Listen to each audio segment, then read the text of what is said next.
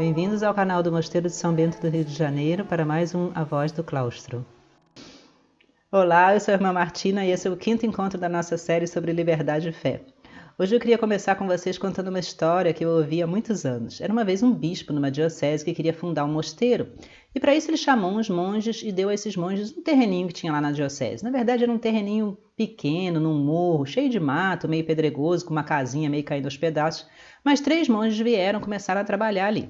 Perto desse terreno tinha um homem muito rico, tinha muitas terras e sempre tinha querido comprar esse pedacinho de terra para fazer um bar ali e o bispo nunca tinha vendido. Então o homem, vendo os monges ali trabalhando, resolve desencorajar os monges e vem por ali e começa a falar: "Ih, vocês não vão conseguir fazer nada nesse terreno, cheio de pedra, cheio de mato, isso aí não vai dar nada não adianta trabalhar." E os monges respondem: "Não, só dá pra gente 1 ano, com paciência tudo se consegue, Deus vai abençoar." Depois de 1 ano, dito e feito, eles tinham feito uma horta bonita no morro, o pessoal da redondeza se beneficiava, tinham consertado a casinha, feito até uma capelinha e o vizinho morrendo de inveja. Passou por ali de novo e falou: quando Deus ajuda, realmente milagre acontece, Deus tem preferência, tá vendo? Puxa vida, como é que Deus abençoou vocês, hein? E os monges respondem: é verdade, sem a bênção de Deus a gente não consegue nada, mas quando Deus trabalhava aqui sozinho, era um matagal danado, Deus precisou do nosso esforço também. 2 anos depois, deu uma chuvarada na região, uma época muito ruim, a hortinha dos monges ficou estragada, tadinho dos monges, viviam numa penúria danada. E o vizinho achou então que era a oportunidade dele. Passou por ali e falou: olha, vou oferecer a vocês o negócio, vou comprar esse terreno de vocês pelo preço que eu compraria se a horta tivesse ainda boa, vocês nunca viram um preço assim, é a chance de vocês agora de me venderem um terreno e conseguirem um dinheirinho lá para o mosteiro de vocês.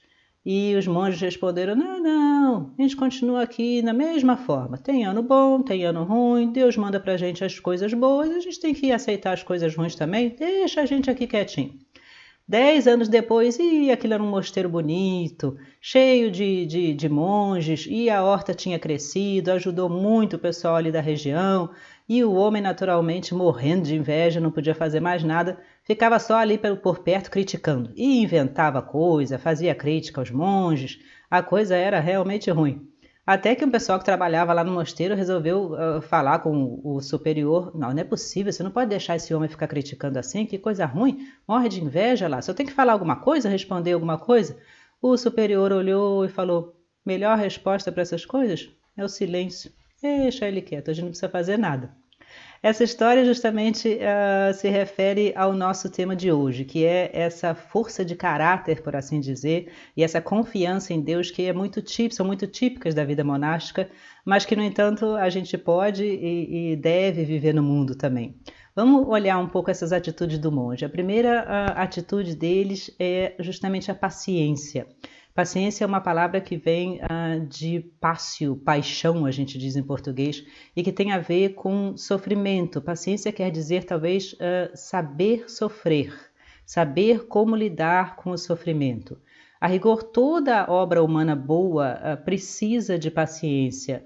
Há sempre um elemento em tudo que a gente faz que a gente não pode controlar. São coisas que acontecem sem que a gente consiga, de alguma forma, ter controle sobre essas coisas. E para isso a gente precisa de paciência, seja uma doença, seja uma contradição, seja uma pessoa que de alguma forma atrapalha aquilo que a gente está fazendo, ou seja a gente mesmo, quantas coisas às vezes a gente gostaria que fosse diferente em nós mesmos e não são. A paciência, portanto, esse saber sofrer e lidar com esses problemas é parte, a rigor, de qualquer coisa que a gente faz nessa vida.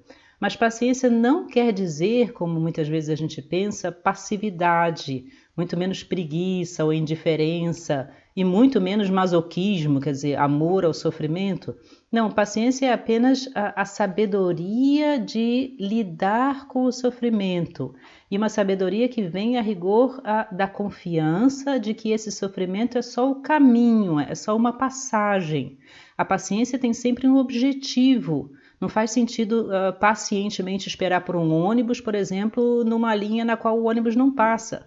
Só faz sentido quando a gente sabe que o ônibus vai passar, mesmo atrasado. A paciência ela tem sempre a visão de um futuro melhor, ela é sempre apenas um caminho. E por isso, justamente, ela se mantém. A paciência, por outro lado, não é teimosia. Muitas vezes a gente confunde isso, né? Ela tem que ser algo inteligente. Ela tem que saber justamente quando agir e quando esperar. O que eu agora devo fazer? Falar ou me calar? Tomar a iniciativa ou esperar? Me desesperar ou justamente aguentar esse sofrimento por um tempo? Ela tem sempre esse aspecto, de novo, do bom critério, da boa medida, de discernir o que é o melhor nesse momento para que eu possa alcançar aquele objetivo que é o objetivo bom. A paciência cristã, entendida pelo cristianismo, ela é, na verdade, um dos mais altos sinais de liberdade. A gente, às vezes, acha que a pessoa paciente é uma pessoa oprimida, mas a paciência entendida corretamente, entendida para a gente junto com a teologia cristã, ela justamente quer dizer a capacidade de se autocontrolar, de ter essa sabedoria justamente de saber quando, desculpa a redundância, quando eu vou agir e quando eu não vou agir.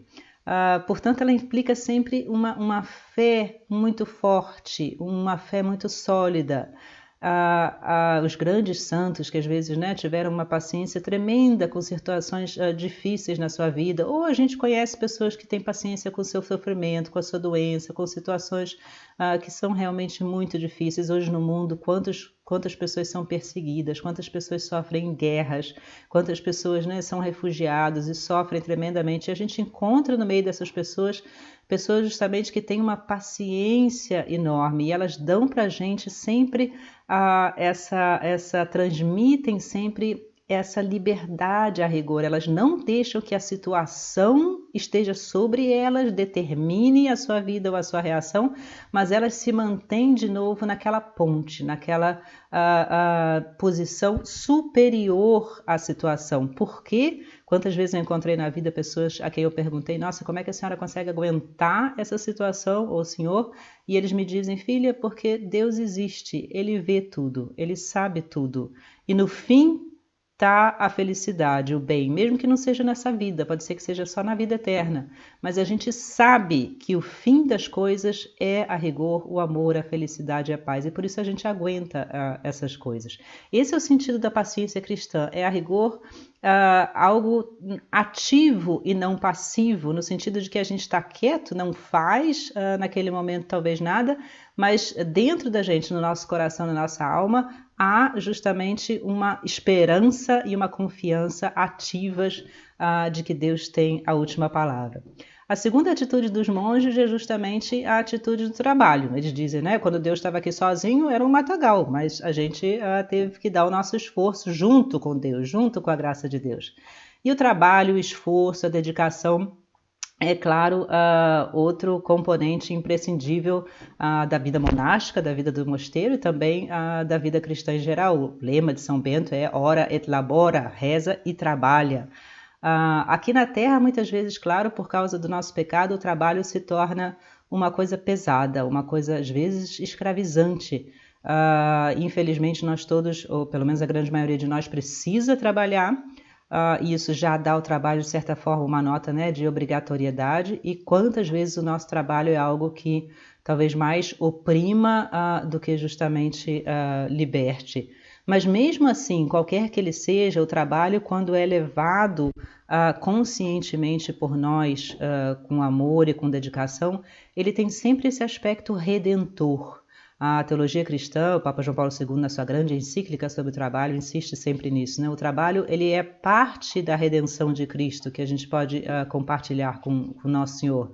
Porque pelo trabalho a gente consegue sempre construir alguma coisa, melhorar, ajudar aos outros. Ou se isso não é possível, se a gente vive numa ditadura e o trabalho para a gente é realmente uma coisa até em si ruim, que a gente só faz porque é obrigado a fazer, há aqui também um espírito de sacrifício. Espiritualmente a gente pode oferecer aquele nosso sacrifício justamente para o bem da nossa própria alma e para o bem dos outros. O trabalho tem esse aspecto profundamente redentor. Mas, a rigor, a gente tem sempre também que lembrar que o trabalho tem sempre uma dimensão moral. Por mais que eu não possa escolher que tipo de trabalho eu faço, porque a vida às vezes não me permite essa escolha, eu tenho que estar sempre por cima do trabalho. O trabalho tem esse aspecto de soberania, Jesus diz no Evangelho. O homem não foi feito para o sábado, mas o sábado para o homem. A gente tem que estar, de alguma forma, no controle moral daquilo que a gente está fazendo. Essa história que a gente lê, né, tantas vezes, as histórias de pessoas que viveram em épocas de ditadura e mesmo com perigo de morte ou de tortura ou o que seja, se recusaram a fazer certas coisas porque essas coisas eram moralmente erradas. Então, mesmo na nossa vida do dia a dia, a gente tem que estar sempre por cima do trabalho, nunca deixar ele determinar a minha vida, nem muito menos o dinheiro que ele me dá, o conforto que ele me dá. Ter sempre essa conotação de uma escolha. Eu posso sempre dizer que não quando eu vejo que isso é realmente algo errado, mesmo que isso acarrete para mim circunstâncias difíceis, e eu creio, então, se eu tenho fé, que Deus de alguma forma vai me abençoar e vai achar para mim um outro caminho. O cristianismo, nesse sentido, tem esse aspecto quase revolucionário. Nós cristãos acreditamos que através do nosso esforço, através do nosso trabalho, através da nossa dedicação, a gente pode mudar a nossa vida, mudar o mundo, melhorar a sociedade, por exemplo. Outras religiões, principalmente as religiões asiáticas, elas têm muito mais uma conotação de passividade. A gente, a rigor, não pode fazer muito. O islamismo também tem muito mais uma conotação de se submeter constantemente aquilo que a gente, a rigor, né, vê ao redor de nós. Nós cristãos precisamos enfatizar sempre isso, de que Deus espera de nós, pelo nosso trabalho, pelo nosso esforço, que a gente mude aquilo que a gente vê de errado e de ruim na nossa situação. Até que ponto isso é possível? Depende das nossas circunstâncias, mas essa obrigação moral de tentar mudar, de ter iniciativa, de pensar, de discernir, de usar a nossa inteligência, a nossa capacidade, são para nós cristãos algo essencial da nossa vida. Por outro lado, o trabalho concretiza também a nossa própria personalidade. Quando a gente pode realmente escolher o nosso trabalho, quando a gente pode agir de acordo com os talentos que a gente tem. Sem trabalho, a preguiça, a passividade faz a gente menos humano, por assim dizer. O trabalho me faz mais pessoa, mais livre. A gente repara isso, né, nos grandes profissionais, nos artistas, por exemplo, ou nas pessoas que realmente sabem fazer bem, nos grandes técnicos, aquilo que eles estão fazendo, como eles têm satisfação naquilo que eles fazem. E isso a gente pode procurar até nos trabalhos mais simples, até no trabalho de casa, por exemplo, fazer uma comida, fazer bem feita, limpar o chão, limpar bem, fazer até o final, realmente usar aquilo como uma chance de aperfeiçoamento ou como uma chance até de sacrifício pelos outros, uma chance de amor aos outros. Como é que a gente encara, então, essa necessidade do trabalho na nossa vida, do esforço? Primeiro, talvez com paz. O trabalho faz parte da vida. A rigor, a pessoa que não precisa trabalhar porque é rica e por isso às vezes vive uma vida inteira sem produzir nada no sentido de esforço, é um coitado. O trabalho, a gente no mosteiro repara tanto isso, ele enobrece a gente, ele faz a gente se sentir bem com a gente mesmo, justamente porque ele tem tanto da nossa personalidade. Mas muitas vezes quando o trabalho é cansativo demais, às vezes pesado demais, mesmo assim a gente deve levar isso com paz, porque isso faz parte da nossa vida aqui na Terra e Deus está olhando tudo, Ele sabe tudo, Ele sabe tirar proveito disso também. Obviamente com responsabilidade, o trabalho tem sempre uma dimensão social, mesmo no mosteiro, mesmo numa clausura para a gente, tudo que eu faço tem consequências para os outros. Se eu faço bem, isso ajuda os outros. Se eu faço mal, os outros vão ter que fazer depois. Isso vai dar trabalho aos outros, vai dar problema. E para não pensar no trabalho político, por exemplo, no trabalho das pessoas, né, num hospital, na escola, a consequência social do trabalho é imensa e por isso a responsabilidade do trabalho, do maior ao menor, é também imensa. O trabalho também deve ser feito com racionalidade. ter sobre o trabalho sempre uma visão racional e não sentimental, emocional. Não é fazer quando eu quero, não é fazer quando eu tenho vontade, não é fazer hoje bem, amanhã mal feito porque eu não estou com vontade, mas sim procurar justamente olhar como fazer melhor, o que fazer melhor, ter essa perseverança no trabalho, olhar aquilo que a gente faz sempre do ponto de vista racional, do ponto de vista humano e, obviamente, do ponto de vista da fé. O que Deus quer me dizer, me ensinar, me ajudar, ou quer que eu faça pelos outros, ou quer significar para a minha vida com esse tipo de trabalho que eu estou fazendo. Será que eu devo mudar isso? Será que eu não consigo mudar? Devo aceitar? Mas sempre essa posição soberana por cima do trabalho. O trabalho foi feito para o homem, não o homem para o trabalho. Isso é importante a gente lembrar constantemente. A terceira atitude dos monges é isso que nós chamamos de estabilidade. Para nós monges, isso é inclusive um dos votos que a gente faz, o voto de estabilidade. O que quer dizer essa estabilidade? Ela é uma síntese justamente entre trabalho e paciência. Ela quer dizer simplesmente pôr o foco não no fazer constantemente mil coisas, ter sucesso, não ter sucesso, mas sim no ser, estar. Eu estou aqui, eu permaneço aqui. Eu sou, na minha alma, essa pessoa e não preciso me levar pelas circunstâncias nem pelo que ocorre ou deixa de ocorrer para, enfim, permanecer firme. A vontade de Deus é o meu parâmetro e não a minha própria vontade ou os meus próprios planos ou o sucesso ou a carreira. Essas coisas também existem, também fazem parte, mas elas não são o parâmetro maior. Essa estabilidade equivale à perseverança, não fugir da dificuldade, não desistir, não cair nem nos extremos, nem na mediocridade, permanecer ali. Mas não no sentido de teimosia, eu estou aqui, daqui eu não saio. Ou no sentido de conformismo, não tem outro jeito, aqui eu tenho que ficar. E sim no sentido de liberdade, de entender a situação, discernir a situação, tentar mudar aquilo que eu posso mudar, mas permanecer firme, não deixar de alguma forma que o tempo, por exemplo, no caso da história dos monges, mude enfim, o seu compromisso ali com aquela terra, com aquele mosteiro, com aquele bispo.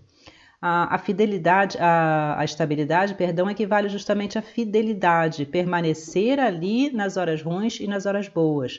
Assumir um compromisso com aquilo que eu livremente, inteligentemente aceitei fazer na minha vida ou com aquilo que eu não posso evitar, mas que eu vejo que é necessário de alguma forma aceitar. Isso tem a ver, obviamente, com o sacramento do matrimônio, é isso que os noivos prometem, estar com você, amar você todos os dias da minha vida, no sofrimento, na alegria, na doença, na saúde, essa estabilidade. Essa é característica também, obviamente, do mártir, não só do mártir que morre, né, de uma morte violenta, mas desse martírio branco, a gente diz. Saber sofrer, justamente, tem muito a ver com a paciência.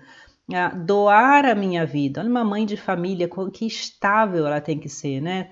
Sempre ali para os filhos, esteja ela doente, não doente. Claro que tem dias melhores, tem dias piores, tem dias que a mãe diz, olha, agora eu preciso descansar, isso tudo é normal, mas não fugir dali, não sumir, não desaparecer, não abandonar, não deixar de lado as suas responsabilidades, senão permanecer firme, doar a sua vida de alguma forma por aquele compromisso que foi assumido livremente, seja a vida de casado, a vida no mosteiro, seja, enfim, né, o trabalho que a gente faz social ou o que seja na nossa vida.